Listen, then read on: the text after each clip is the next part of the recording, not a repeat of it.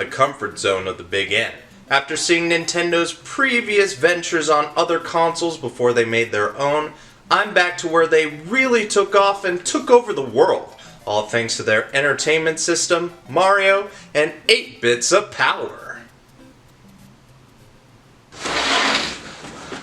Hey! Huh? What the heck, man? This isn't an open house. Please, you have to help me. I'm being chased by an evil force of my own creation and I have to hide here. What are you talking about? The bathroom, hide me in there. Hey, wait. Don't let her know I'm here. What the hell is even going on?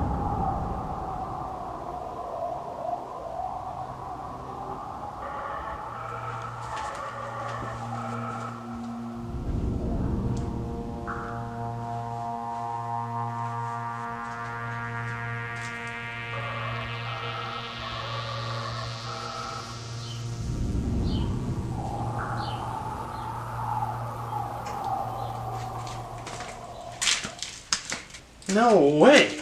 A robotic operating buddy? I've always wanted one of these. Oh, and it has both its games? Nice!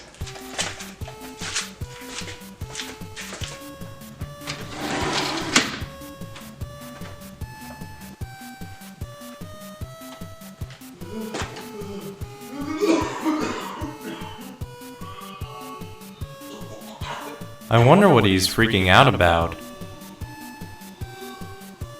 Well, now that I have you, Rob, I guess we should play your games,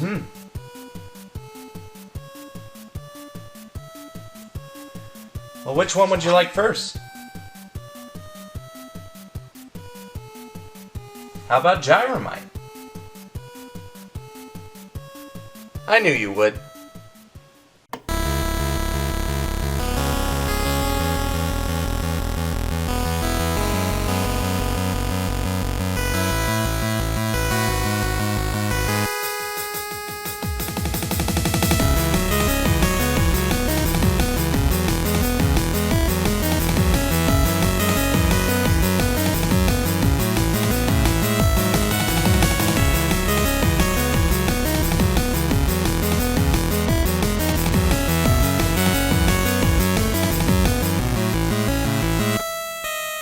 Gyromite for the Nintendo Entertainment System. Now you're playing with power. It's the mid-80s. The video game industry in the States was in limbo due to the crash of '83, bringing sales and interest at an all-time low. But over in Japan, things were looking up for a particular gaming company when Nintendo released the Famicom in their native country on July 15th. 1983. As the family computer sold well, Nintendo thought it'd be a good idea to try their luck in the States, but they had to come up with a different approach. With an already failed deal with Atari and the industry still in recovery mode, it was almost necessary to market it differently. So in 1985, they redesigned the advanced video system to the Nintendo Entertainment System, made the cartridges look more like cassette tapes, and packed in a zapper and a robot. The plan was in full gear to market a toy to consumers, and it seemed to work on its October 18th release date, as people bought the NES to experience what it was like to play games again at home, shoot some things, or most of all, see what the robotic operating buddy could do. And you would see it when you played Gyromite. This game was released on October 18th, 1985, the same day as the system and R.O.B because, well, you gotta play something with this thing, right? It may surprise people that R.O.B was actually an accessory for the NES and not just some random face on a poster or a character in Smash. This thing could actually play games. Well, 2 anyway, but he could still do it. So I don't know if this mad scientist will come out of my bathroom anytime soon. But in the meantime, we'll witness firsthand this extraordinary video robot and take a better look at Gyromite.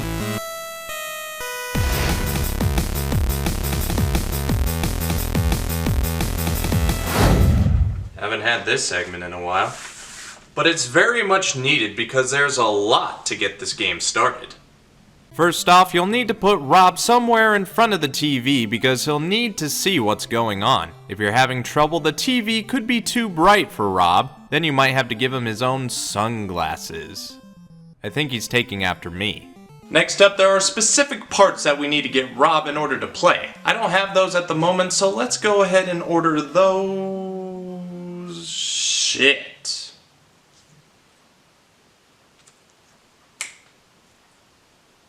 So yeah, I went for the Famicom version of the parts as they were a cheap alternative. They may not be the exact parts, but they still work the same. For Gyromite, Rob will need to be set up like this. A tray is used with a second controller so he can press the A and B buttons with these gyros. However, I discovered an NES controller will not fit in the tray as there is a difference in shape between it and the Famicom controller. So unless you want a third-party controller that can fit, you will have to find an Americanized version of the part somehow. I found this in the trash. Property of Jody. It's mine now. Anyway, Rob will need these claws to grab the gyros. My package didn't come with any, so I had to find these 3D printed ones on eBay. The gyros can sit on this tray on the side when not being used, or be placed on this motor spinner, which requires its own battery to function. Rob itself requires 4 AA batteries to operate, which it can drain pretty quickly. Then I guess we shouldn't waste any more time. Let's get straight to playing. Wait, what? Robot Gyro? Did I put in the wrong game or something?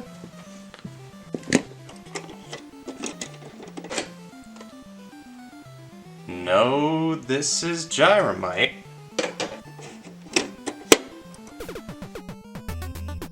Then why is it called Robot Gyro? By doing a little investigating inside, you can see there's actually a Famicom to NES adapter for the Famicom version of the game. This was a result of having to get the games out on time for release, and since they were already translated, they went ahead and gave the US the exact same game. Funny enough, I have the original Famicom releases that came with the parts, but it doesn't look like I need those when we have the exact same board in my cartridge. An interesting bit of trivia to say the least. So let's finally head into the gameplay.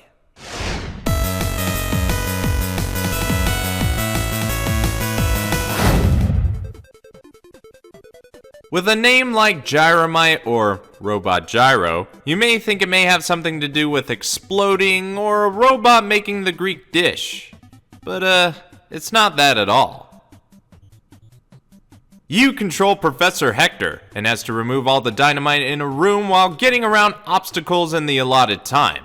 Where our robotic operating buddy comes into play is that he controls these red and blue gates, which are color-coded on the button tray. Essentially, all we have is the D-pad, while Rob has the A and B buttons, an NES controller cut in half.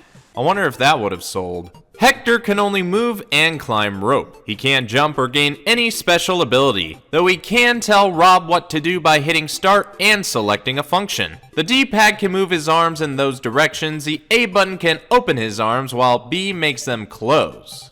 That's all there is to it, so now let's see him in action.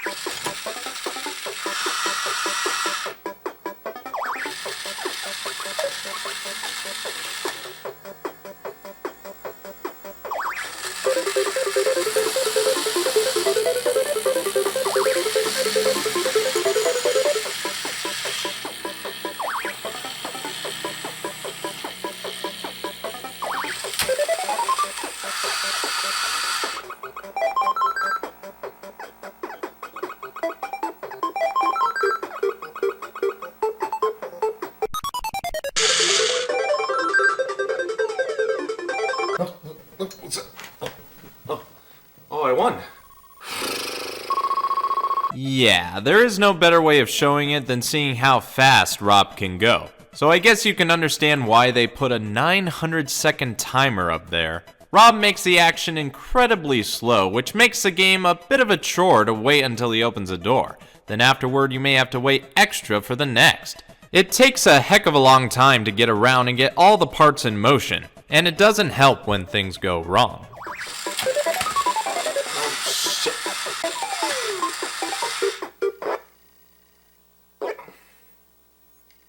Incompetent motherfucker! So most of the footage you see is with me taking both controllers and playing the game myself. Sorry, Rob, you're gonna have to sit this one out.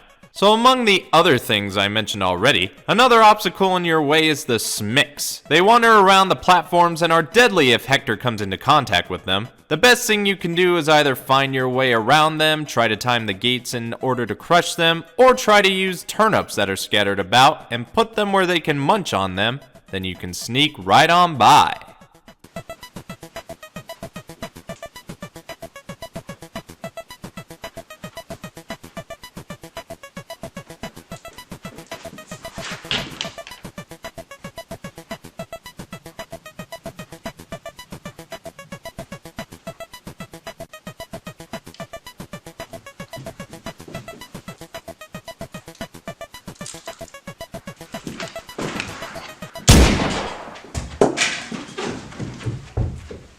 If you can collect all the dynamite within a level, you'll move on to the next phase with increased difficulty, whether you play with the Rob or not. But if you run into a Smick or get crushed by a gate, you'll lose a life. Lose all your lives and the game is over.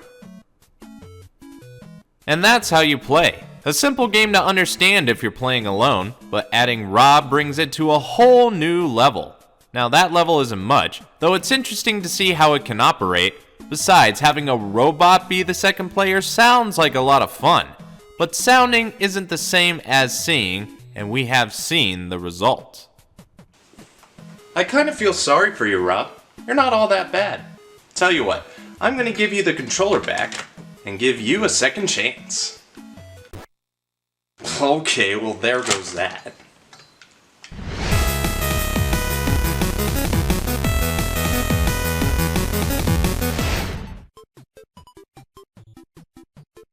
The music was composed by Hirokazu Tanaka, and it can be best summed up with 3 words. Limited, but catchy. While most tracks are not even a few seconds long, the themes for the stages is undeniably catchy. I'm sure some of you will have trouble getting the main stage theme out of your head.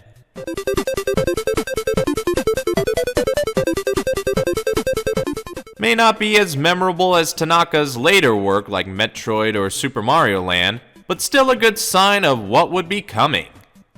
Keeping those sound chips hip since 1980.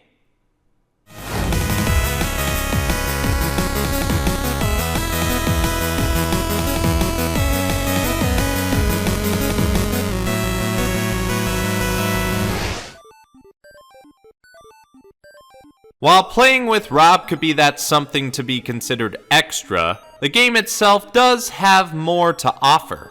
So we've been playing Game A. Game B has you needing to navigate a sleepwalking Hector through stages. Well, actually you're not navigating him because you don't control him. What you do is tell Rob which gate to open so that Hector can get through. As you can imagine, that brings the game to a grinding halt as you'll mostly see him walking straight into a gate. So maybe it'll be best to take a different approach.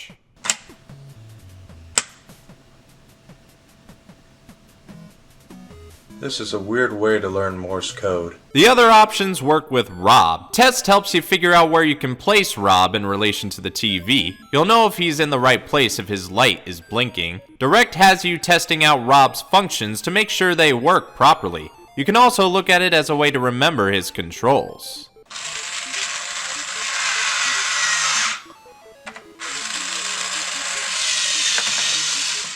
You can also go up to any phase you like by pressing select on the menu, up to 40 in total. And I'm going to use that to my advantage, not as Hector, but as Vector.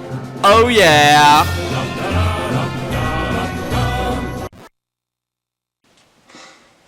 Man, you really are nice to professors, are you?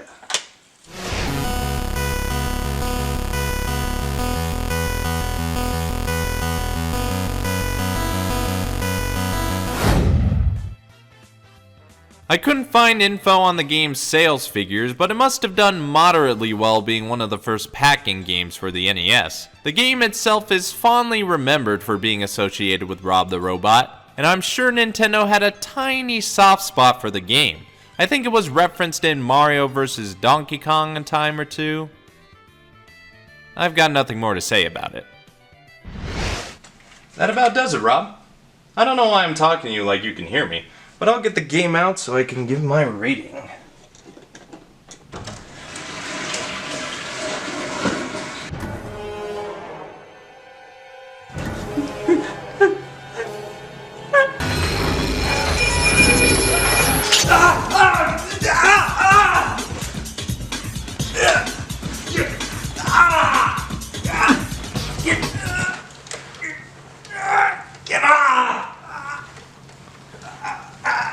Help me! It's choking me! What are you talking about?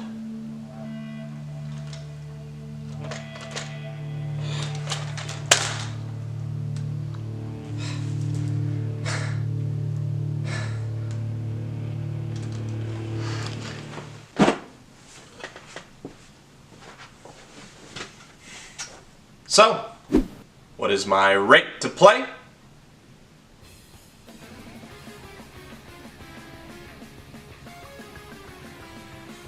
It's been a collecting goal of mine to get a Rob and try him out, just to see what it was like. And now I can see why he only has 2 games. Gyromite by itself is a mediocre game with an interesting premise, but adding Rob made it somewhat infamous, and even so, it was still average. It's more of a novelty, if you will, to be tried out once. I personally like seeing it work, only wish it was faster. I will thank Rob for one thing though, being the reason why we have the video game industry as we know it. For if it wasn't for him, we wouldn't know the words Nintendo, Konami, Capcom, Sega, PlayStation, Xbox. A toy brought the industry back from the dead, and we must thank you, Rob. You'll be my buddy for life. To conclude, I give this game a play rate of play. That's only one of his games though. We still got to see how the other game stacks up. But that's only my opinion. If you have your own thoughts, leave a comment. If you like what you see, leave a like. If you think others would enjoy this, share it around the web. And if you want to see more, subscribe. Anyway, this has been BrianTheBlue Game Reviews, Gyromite for the NES. Brian here saying thanks for watching my game review. You can find me elsewhere like on Co-op.com where me and my friends play through various games for you to see. We do Let's Plays and weekly shows, having fun and getting frustrated in the process. Subscribe today to see what we play next in the coming weeks. Plus, I'm a part of the Millennial X channel. Me and my arcade buddies also love our fair share of gaming, plus goofing around with video topics or each other when we can. We play games, hunt games, and soon review games, movies, and console generations. Change the channel and check us out when you're able. But don't forget, I have plenty of other content on this channel with original series like quick views, console reviews, AC reviews, and current calamities. From software to hardware, I provide any and all gaming reviews. Check out Jacobians further to see what I have to offer. That's all the promotion from me. Click the I to go watch either the previous or upcoming episodes of Game Reviews.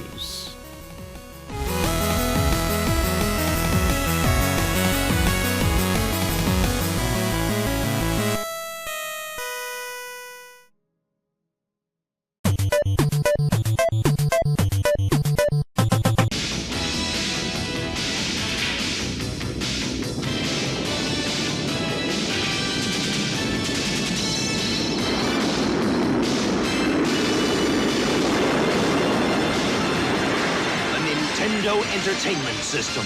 Now you're playing with power.